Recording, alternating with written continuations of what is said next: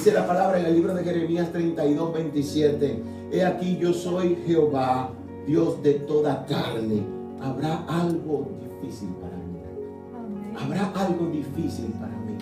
Pero yo quiero que en el día de hoy, todo aquello que usted vea que está lejos suyo, que está difícil, que usted lo crea difícil, póngalo en las manos del Señor. ¿Sabe por qué? Porque Dios es extraordinario. Y por eso el tema del día de hoy dice: para Dios no hay nada imposible. Muchas veces nosotros como seres humanos, los eventos que nos pasan los vemos como gigantes delante de nosotros y pensamos que se va a venir el mar encima, que va a venir una gran tempestad y que nos va a arropar y que nos va a pasar algo y que siempre nunca vamos a poder avanzar. Pero ¿saben algo? Para Dios, el Dios que le servimos, absolutamente nada es imposible. A ese Dios que nosotros le servimos, porque Dios siempre tiene estrategias para cada uno de nosotros.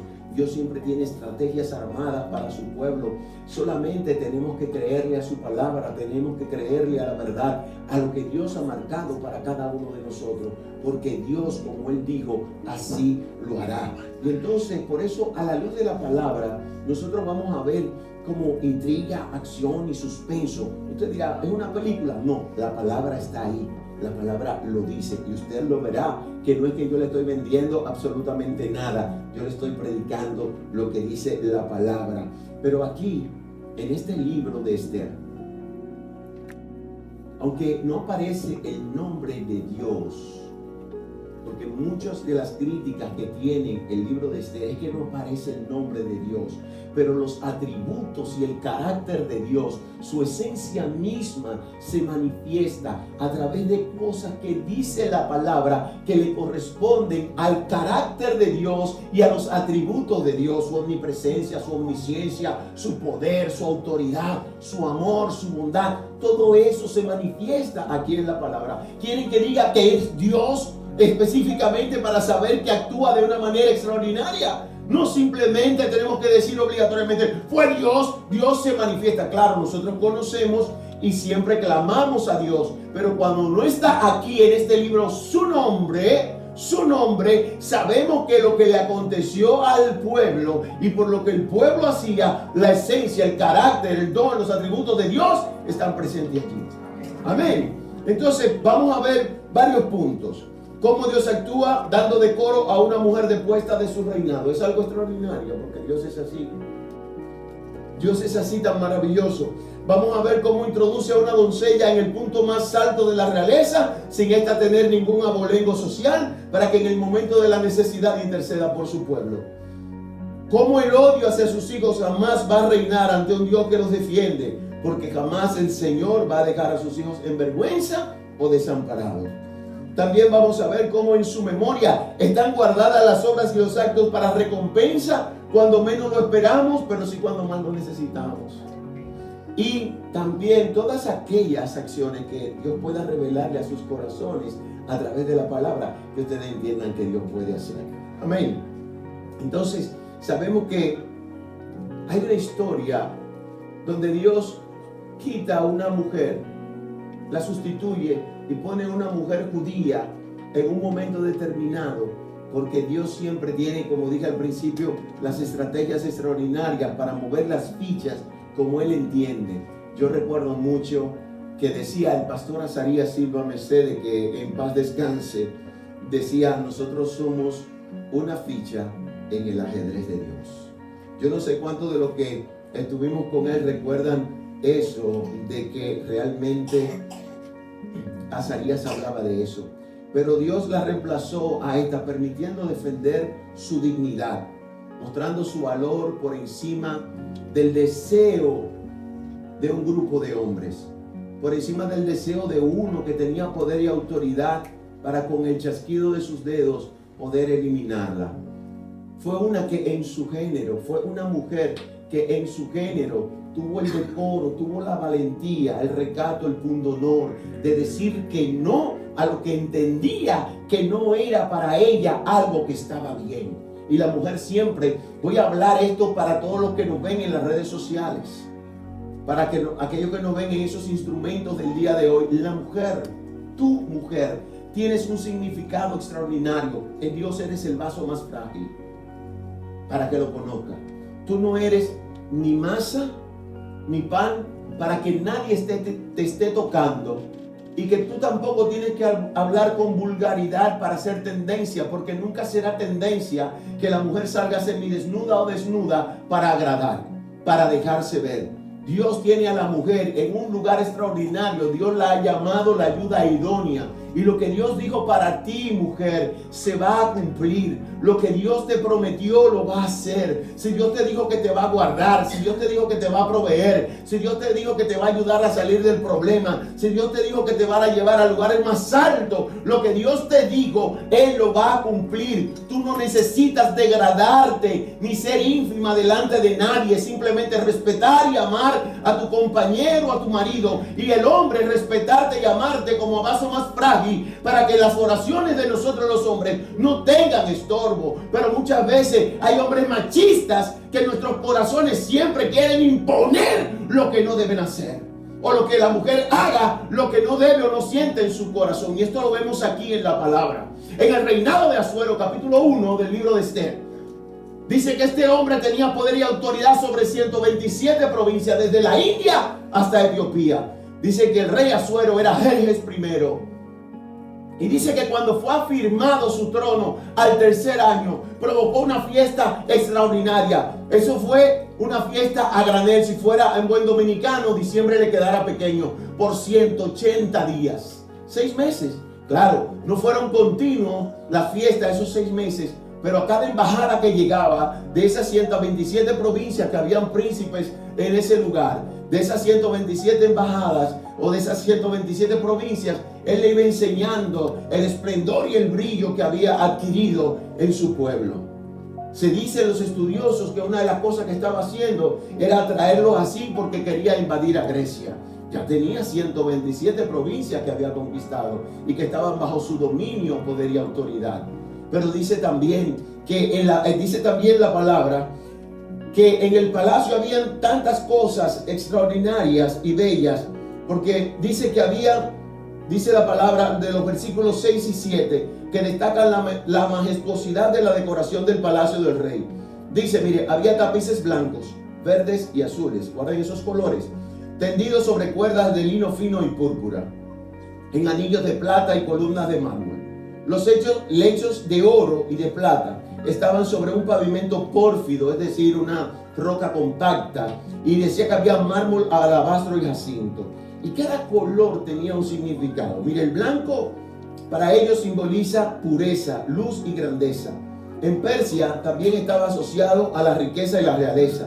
El verde puede representar vida fértil y prosperidad. En el ambiente persa, el verde era símbolo de renovación y pureza.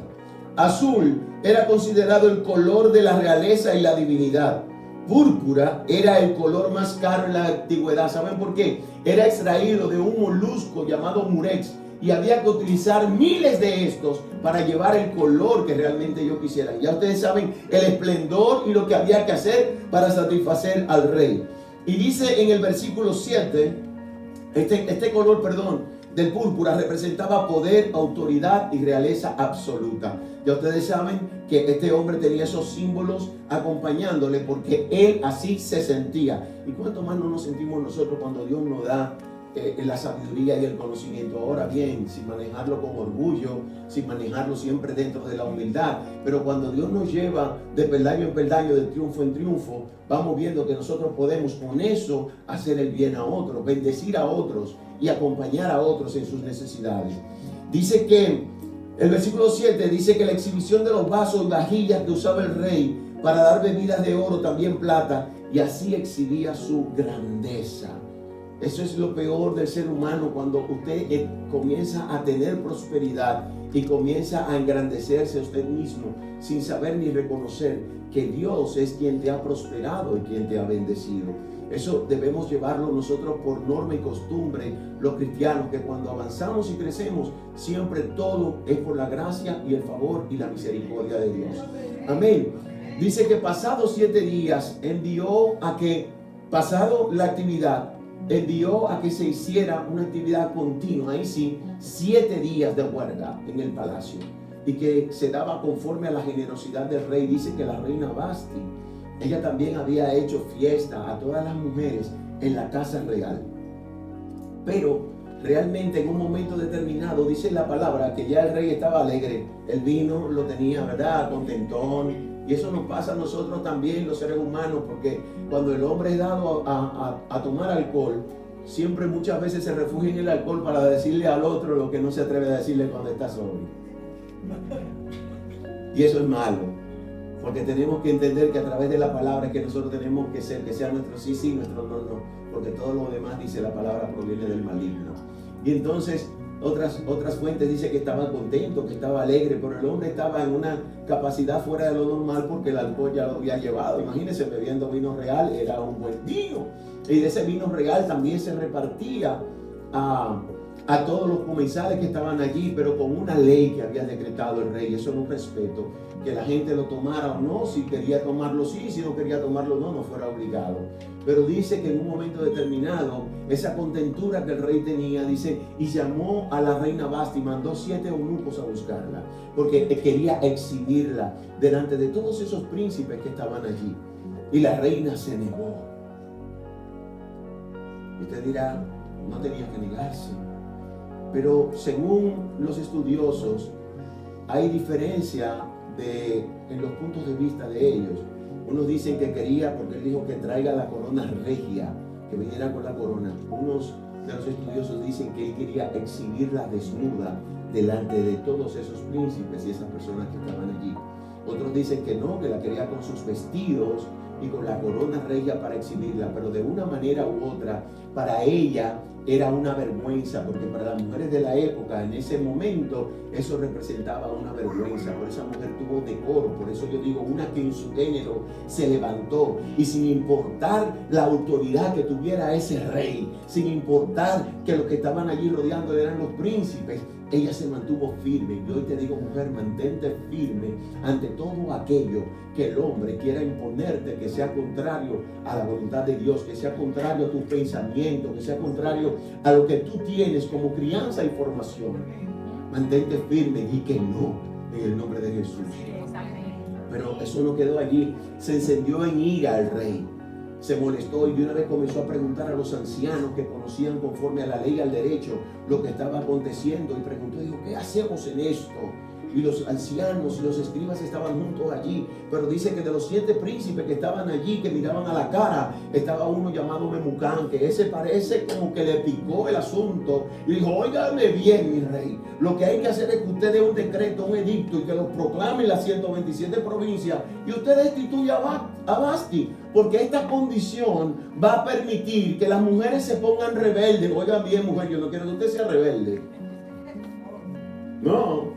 No crea que el pastor está predicando aquí, no, que el pastor quiere una mujer rebelde en la casa. No, yo no quiero una mujer rebelde, yo quiero una mujer que ama a su esposo, que sea sumisa en lo que tiene que ser, respetarlo, amarlo, y que haya un respeto mutuo, porque el asunto es de dos, es una calle de doble vía. No es un asunto solamente de que el hombre impone y la mujer obedece. Es un asunto de que se razona, se dialoga y se lleva a cabo absolutamente todas las cosas. Así que lo que tienen esa ropita de machista arriba, comience a desnudarse y comience a entender que las cosas no funcionan como usted solamente quiere, sino que la mujer también Dios le dio una cesera allí para pensar y tiene ideas maravillosas y extraordinarias, que si la suma con ella puede salir mejor hacia adelante. Amén. Entonces, gloria al Señor. Entonces se emite ese decreto y Vasti realmente, por esa condición, Vasti queda afuera del reinado. Vasti queda afuera, se quedó cesante la posición y se acabó. La palabra no dice dónde le enviaron, no dice lo que le pasó, pero entendemos que esta mujer defendió el género en ese momento, y no me voy a cansar de decirlo, que lo defendió, tuvo decoro por las cosas que hacía. Y me agradó eso, porque fuera como fuera que la fueran a exhibir, ella no quería que la vieran de esa manera, y mucho menos para satisfacer un grupo de hombres que estaban embriagados. La palabra dice en Efesios 5:18, no embriaguéis con vino porque hay disolución. Cuando hay disolución comenzamos a cometer errores y a hacer disparates. Y eso es lo que la gente muchas veces no entiende. Ya cuando saltamos al capítulo 2, dice la palabra que pasó el tiempo y el rey Asuero se acordó de lo que había hecho Vasti. Y los consejeros comenzaron de una vez a decir que había que buscar una sustituta. Que había que buscar una sustituta para la reina. Y entonces dice la palabra que agradó a los ojos del rey esto. Le agradó lo que dijo Memucán de destituirla. Oiga bien, agradó a los ojos. Y usted dirá, ¿por qué no los ha oído? Porque lo escuchó. Agradó a los ojos fue que le dio aceptación y le dijo que sí. Y así mismo agradó también a los ojos del rey que buscaran doncellas vírgenes de todas las provincias. Y allí buscaron y hicieron un casting. Ahora, un casting para satisfacer al rey, para buscar una doncellita bonita y hermosa, para satisfacer al rey, para que volviera a poner una reina en la posición de Vasti. Pero ahí es que Dios tiene sus estrategias. Dice la palabra que dentro de ese grupo entró Hadasa. Hadasa era Esther. Era una mujer que había quedado, una niña, ¿no? Que había quedado huérfana. La palabra no nos dice realmente cómo fue, simplemente dijo que fue adoptada por su primo Mardoqueo. Pero un poquito más allá, buscando, indagando, inquiriendo, la palabra también hay ciertas referencias que uno dice de una manera u otra, pero dicen que su padre había muerto cuando ella, Abijail, su padre, había muerto cuando su madre estaba embarazada de ella. Y que cuando dio a luz, su madre murió. Por eso la tomó Mardoqueo y la educó. Y dice que ella hacía conforme lo que le enseñaba Mardoqueo. Es decir, que Mardoqueo la tenía desde pequeñita. Podemos entender en la palabra que la tuvo desde que nació o la tuvo muy temprano en su vida, en sus brazos. Y la acondicionó, y cuando usted educa y es parte de una familia que usted tiene sus hijos, si usted lo enseña con los valores y con las cosas que realmente debe enseñarlo, su hijo va a crecer así. El hijo va a crecer conforme usted lo educa, conforme usted le dé, conforme al corazón, conforme a lo que usted siembre en él, eso va a cosechar. Entonces, dice la palabra que dentro de todas las que vinieron, trajeron a Esther. Y Esther dice que la enviaban a una casa especial para esas mujeres.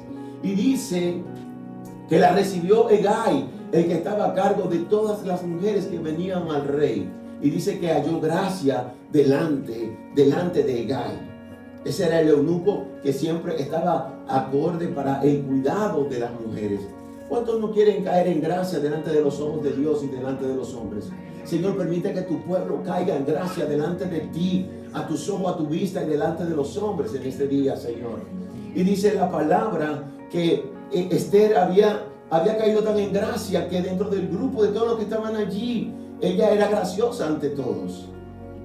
Y el rey había comenzado a ver las doncellas, las vírgenes, y luego que el rey las veía, ellas ya no iban de nuevo a la misma casa, ya iban a otra casa. Una de las cosas que se dice que no iban a la otra casa era porque ya el rey con ellas había tenido una intimidad y ya no volvían a la casa de la señorita porque ya no lo eran. Entonces dice la palabra que cuando le tocó el turno a Esther, ella procuró hacer lo que le había dicho absolutamente Hegai. Pero la palabra no dice que le dijo Hegai. ¿Saben qué? Hegai conocía los gustos del rey. Hegai conocía todo lo que le agradaba al rey.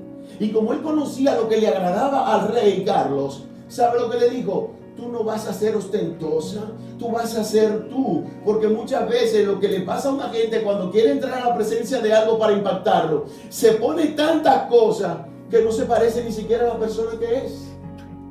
Es totalmente diferente. Hay gente que sale por una puerta, usted la ve que entra por una puerta de una forma y cuando sale dice, ¿quién es esa? ¿Y dónde está la que entró? No, mírala ahí, pero no es ella. Entonces ella procuró hacer conforme lo que le había dicho el rey. Pero ¿saben qué? No sin antes llegar a la presencia del rey. Fue un año completo de aceites, de aloes, de afeites. Y eso que dice afeites no era rasurarse. Eso que dice afeite significaba las atenciones que tenían con ella durante 6 meses, poniéndole aloes, poniéndole mirra, poniéndole todas las cosas hermosas para embellecer más a esa mujer que iba ante la presencia del rey. Y si Hegai, ella había caído bien ante los ojos de Hegai, iba a tener una preparación superior, pero eso solamente lo hace Dios. Porque para ese momento Dios estaba preparando a su hija. Dice que la palabra que cuando ella entró ante la presencia del rey, dice que el rey la amó más que todas las otras mujeres. Qué maravilloso. El rey la amó más que a las otras mujeres, le tendió el cetro, ella lo tocó y el rey colocó sobre de ella su corona regia, hermosa y preciosa. Señor, en este día coloca la corona sobre tus hijas en este día. Bendícela de una manera especial, guárdala, Señor. Cúbrela de una manera extraordinaria, Señor, para que caminen siempre rectamente y desechen todo aquello que no es agradable para ti. Y dice la palabra entonces que ahí Esther fue reina. Pero entramos en un capítulo 3 y vemos que aparece un tipo que se llama Amán, que no se menciona en el primer y el segundo capítulo. Dice la palabra que Amán agageo.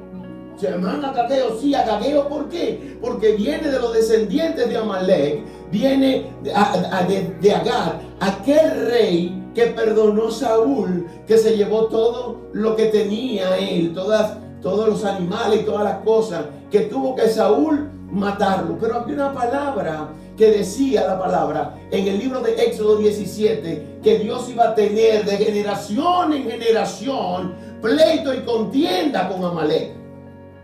Y este se levanta allí y llega y dice la palabra inmediatamente que el rey lo coronó y lo puso encima de la silla de todos los otros príncipes. Lo puso como príncipe número 1 y lo puso allí. Y el hombre estaba engrandecido y de una manera tal, y entonces el rey da una proclama y le dice que todo el mundo se incline ante Amán. Y Amán entraba todos los días por la puerta y habían 2 que estaban allí.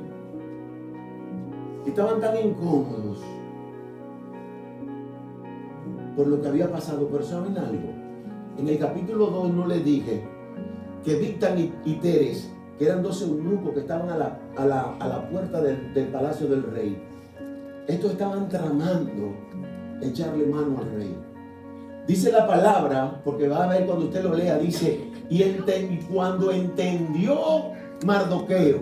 ¿Usted sabe por qué dice la palabra cuando entendió Mardoqueo? La palabra dice cuando Mardoqueo entendió fue que él pudo descifrar qué era lo que estaban tramando, porque la trama era en secreto. Y entonces cuando él pudo ver la trama, ¿qué hizo? Se lo dijo a la reina. Y la reina, cuando fue y habló al rey, se lo dijo que eso había descubierto Mardoqueo. Y eso dice que quedó en las crónicas del rey. Pero quedó ahí. No pasó nada. Pero cuando llega este hombre, con ese carácter y esa forma, le dice, ¿por qué no te inclinas? Entonces es ahí que este hombre le declara, yo soy judío. Y como los judíos tienen la ley, y como los judíos conocen lo que les fue establecido, no te inclinarás ante nadie, no harás imágenes de nada. Entonces podían inclinarse, pero él no se inclinaba ante hombre, pero sí se inclinaba y se postraba en oración. Y cuando le fue dicho esto a Amán, dice que se enojó en gran manera. Y fue y habló con el rey, porque siempre los chismes nunca se van a acabar, mis amados hermanos. Por eso le dije que había intriga, había suspenso y había acción. Entonces fue delante del rey y le dijo, mire rey, aquí hay un pueblo diseminado por toda la provincia, que no llevan tu ley, que no te respetan, y que hacen lo que ellos quieren. Yo voy a pesar 25 ciclos de plata, lo voy a dar al tesoro de los tributos del reino, para que el rey decida exterminar a todo el pueblo. Y el rey le dijo, no me den nada, quédate con ellos. Ya como bien te parezca. El rey se quitó el anillo, sellaron los edictos, inmediatamente fueron diseminadas las situaciones por todo el pueblo, y allí comenzó la tristeza del pueblo. Había una reina, pero el pueblo estaba en angustia. Había una reina, pero estaba el pueblo depresivo. Y eso muchas veces nos pasa a nosotros cuando tenemos situaciones que nos ponemos un poquito incómodos y a veces nos ponemos depresivos. Pero soltemos eso porque tenemos un Dios demasiado extraordinario. No nos aceleremos ni vayamos corriendo antes de la solución que Dios tiene para cada uno de nosotros. Lo que sí tenemos que hacer es ir corriendo en oración. ¿Qué hizo Mardoqueo? Mardoqueo en un momento determinado rasgó sus vestiduras. Cuando llegó el edicto que fue proclamado, desde que Mardoqueo lo vio, dice que comenzó a hacer ayuno y fue todo el pueblo también, tenía angustia y dolor, pero estaba en ayuno. ¿Ve por qué el ayuno es importante? Había un eunuco que el rey le había asignado, creo que se llamaba Atac. El rey le había asignado a Esther ese eunuco y el rey le dijo, y el eunuco le dijo lo que estaba pasando con Mardoqueo. Ella no sabía lo que estaba pasando, pero ese era su papá. Mardoqueo no era su primo, Mardoqueo era su papá. Y el amor que ella sentía por este hombre era de un padre. Porque quien te cría, quien está contigo es tu papá. No es el biológico que te engendra que tú nunca ves. Es el que hace por ti, que te lleva cada día de la mano y te enseña lo que tienes que hacer. Instruye al niño en su camino y aun cuando fuere viejo no se apartará de él. Eso lo hace un padre. Entonces cuando ella se enteró, dijo, mi papá tiene problemas, y le mandó ropas. Y le dijo, no. Yo no me voy a quitar esta ropa. Esto es lo que hay. Tú vas y le dices a ella, mira el problema que hay y mira el edicto que hay y esto es lo que vamos a hacer. Yo no voy absolutamente a hacer otra cosa, yo no voy a cambiar, porque el pueblo también está en esa condición. Entonces la palabra le fue llevada a ella y ella lo entendió, porque él le pidió a ella que intercedieran, pero ella dijo, claro, yo no puedo hacer nada. Yo me he presentado delante del rey durante 30 días. Y usted sabe lo que le pasa al que se presenta delante del rey si no está acorde con lo que el rey pide o solicita. Destinado está la muerte. Y ya vimos un primer fracaso con Vasti. Él le dijo, pero tú te crees que por estar dentro de la casa del rey tú vas a ser libre del edicto que se proclamó.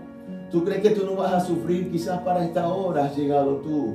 Tú no sabes, hermano, usted no sabe que para esta hora usted ha llegado para hacer lo que Dios ha determinado. Amén. No te apartes de Dios. Si viniste hoy en el día de hoy a la casa, Dios te está llamando para algo extraordinario. Dios no quiere que te pierdas, Dios quiere que todos sean salvos. Por eso está extendiendo su misericordia, aún cuando ve que el mundo está cambiando tanto y está tan mal. Hoy es la oportunidad de venir a Cristo, que es nuestro Salvador. Y dice la palabra que Esther entró en un ayuno de 3 días. ¿Ven cómo el ayuno va trabajando? El ayuno de Esther durante 3 días no inició absolutamente nada, David. Absolutamente nada. Dice que pasados los 3 días, ¿sabe lo que hizo la reina? Muchas veces nosotros entramos en un ayuno y ponemos la cara larga, triste. Que te estoy ayudando. Vestimos de silicio, ropa, pero así andaba Mardoqueo y no podía pararse ni siquiera a la puerta del rey. ¿Por qué? No lo aceptaban en esa condición. Pero dice que pasados los 3 días, ella también ayunó con sus doncellas y él ordenó que ayunaran a todo el pueblo. ¿Qué hizo? De manera extraordinaria. Lo que aconteció cuando esto pasó, aconteció de manera extraordinaria que ella se puso el mejor vestido.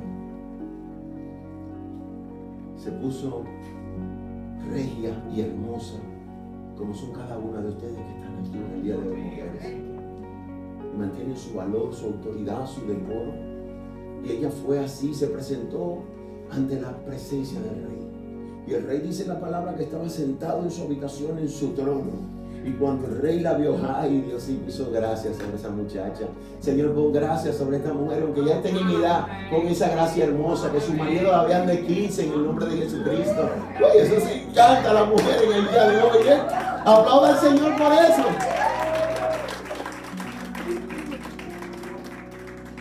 Y dice la palabra que cuando el rey la vio, le dijo, ¿qué quiere, reina Esther? Oiga si el hombre estaba embriagado de ese amor. Le dijo, hasta la mitad del reino que me pida, yo te doy. Y le dijo a Esther, no, mi rey. Algo sencillo. Yo quiero que usted me acompañe a un banquete de Jehová de esta noche con Amán a la casa. No le voy a hacer la historia tan larga, pero hasta que no termine no acabo. Gloria al Señor que lo sabe. Y dice la palabra que cuando la mujer entró en ese movimiento, invitaron a Amán y Amán se sentía tan orgulloso y tan contento.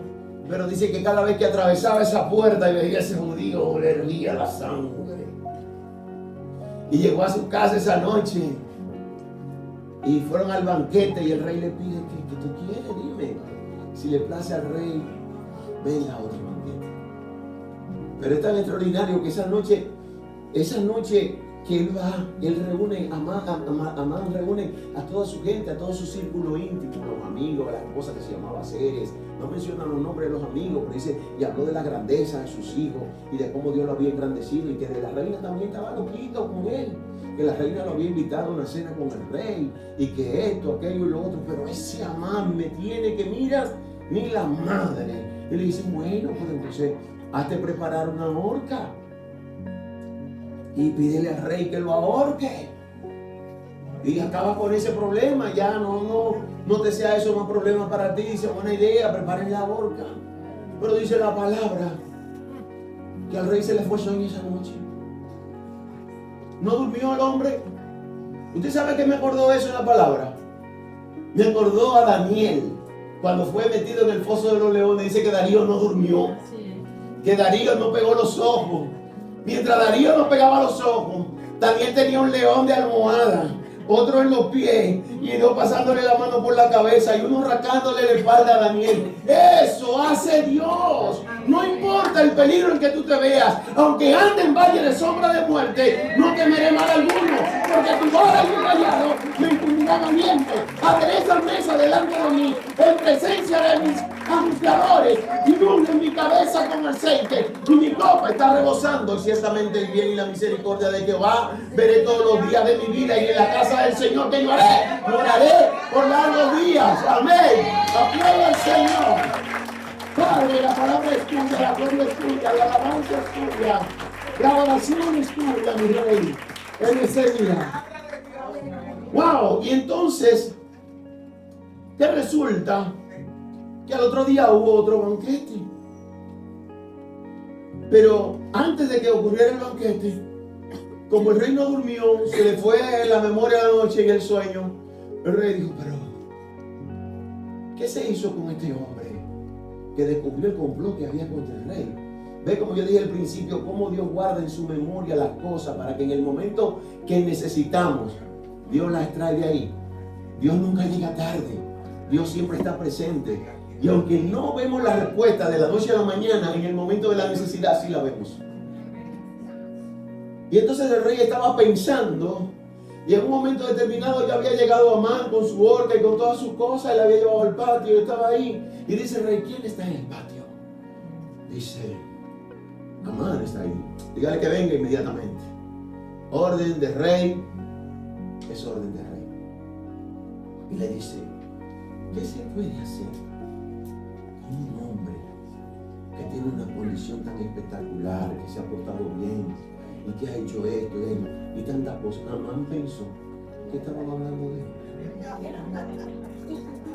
Porque lo mejor que nos pasa a nosotros es cuando nosotros nos comenzamos a sentir engreídos de que somos nosotros los que merecemos todo, pero hay otros en la fila que también merecen. Hay otros que están ahí esperando, calladitos, que también merecen.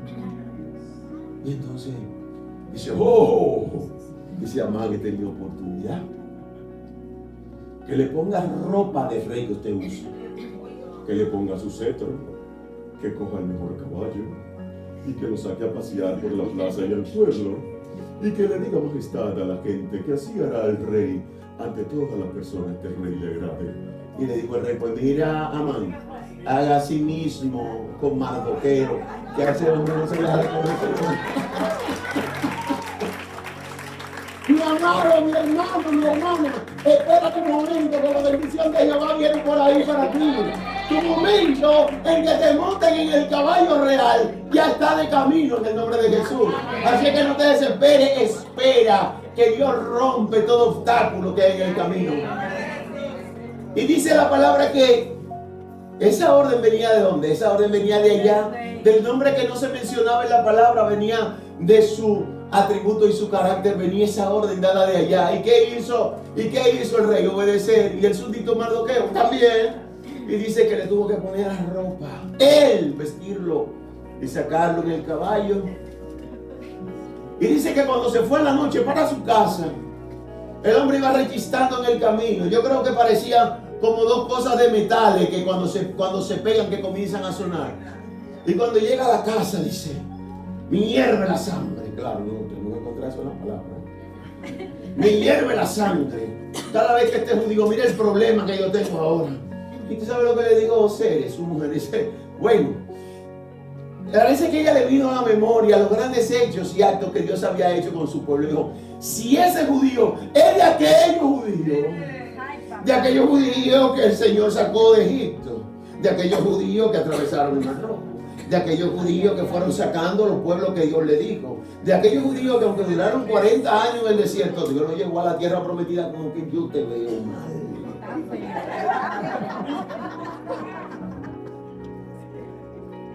Amancito, mi amorcito, yo como que veo que esta situación tú vas de capa caída. Y dice que no pasaron ni un momentito de límite.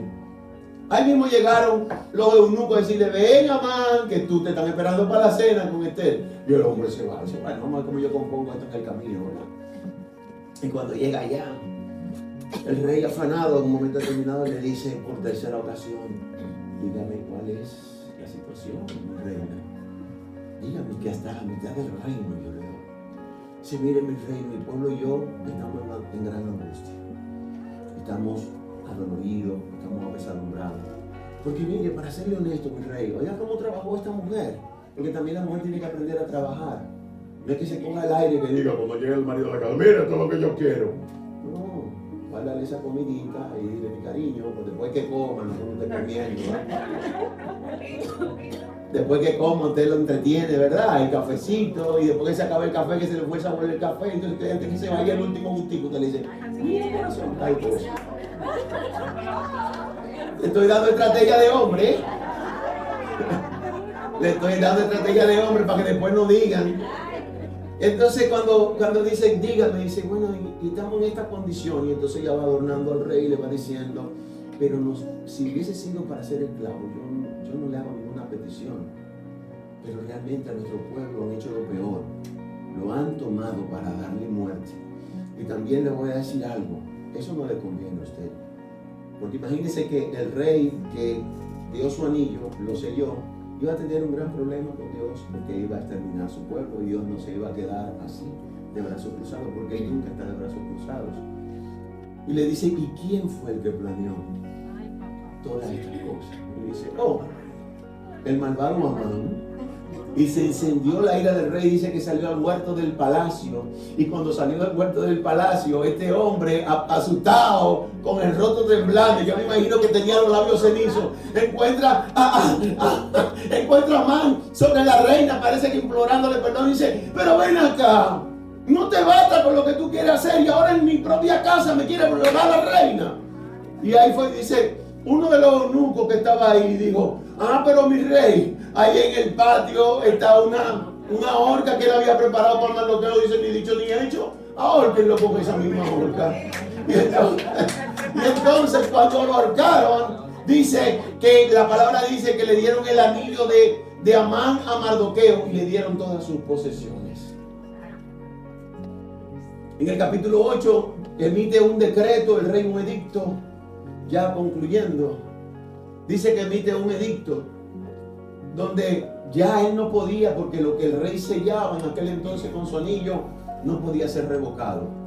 Por eso fue la trampa también que le tendieron, no sé si se acuerdan los sátrapas, los adivinos, los agoreros, los hijos del diablo que le tendieron a Daniel, ¿se acuerdan de eso? Que pusieron al rey, que primero lo alabaron y le hicieron una estatua de todo el tamaño, Nabucodonosor, y después con Darío vinieron a decir todas esas cosas para llevar a que en estos días el que no obedezca. Y mira, hemos visto a Daniel allí, abre la ventana orando por su nación. Hay quien, ¿por qué ora? Por la tuya. Podemos orar por todas las naciones, pero donde yo vivo está primero. Para yo orar por lo que no se sabe, yo tengo que comenzar a orar por los hermanos míos que se mantengan firmes. Dice la palabra, y a los de la familia de la fe. Entonces Dios me está dando instrucciones de lo que yo tengo que hacer. Y dice el rey, bueno, yo no puedo ya hacer esto, pero si algo vamos a hacer, traigan todos los escribas y escriban a todos los judíos que están dispersos en sus idiomas, en su lengua, que les sea regada, y envíen los caballos más veloces. Es decir, ya comenzaron a tomar posesión. Miren a alguien que no tenía bolengo, miren por dónde iba, ya estaba pegadita del rey, pegadita a la mano derecha del rey, y ya el rey estaba autorizando que le fueran los caballos Ferrari, se iban para allá. Porque esos carros tienen un escudo que es un carro, un caballo veloz, porque eran los caballos del rey Asuero, que estaban ahí repartiendo las cartas. Y dice, prepárenlo y díganle allá que a todos los que los vayan a intimar y que los vayan a matar, que se preparen para dar pelea. Y dice la palabra que el pueblo estaba feliz y estaba gozoso, porque para esa hora también Dios nos tiene preparado a nosotros para hacer cosas extraordinarias. Dios es maravilloso, amados hermanos. Solamente tenemos que entender que su palabra es real, que lo que Él dice en ella lo cumple. La trama, la acción, el suspenso, todo lo que pueda pasar en una película lo pasaron esas dos gentes. Y Dios no necesita multitudes.